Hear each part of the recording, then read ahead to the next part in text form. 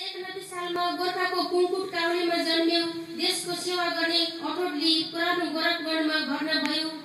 नेपाली जनतालाई मुक्ति दिलाउन विक्रम सम्वत 1927 सालमा क्याप्टेन पद त्याग्यो। राणा शासन विरुद्ध जवानभाटा सृजना गर्यो। धेरै नेपाली जनतालाई आफ्नो अभियानमा शरीक गर्यो। त्यसैले त जङ्गबहादुर निरङ्कुश ढलाउँछ कि भनी डरायो। तिमीलाई फाँसीको सजाय सुनायो। तदनुसार विक्रम सम्वत 1933 साल फागुन 2 गते मनकामना मन्दिर अगाडि किराको बोटमा झुन्डायो।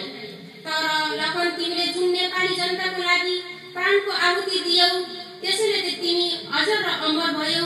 नेपाली जनताको मन मन्दिरमा छायौ। नेपालको सच्चा वीर शहीद भयौ।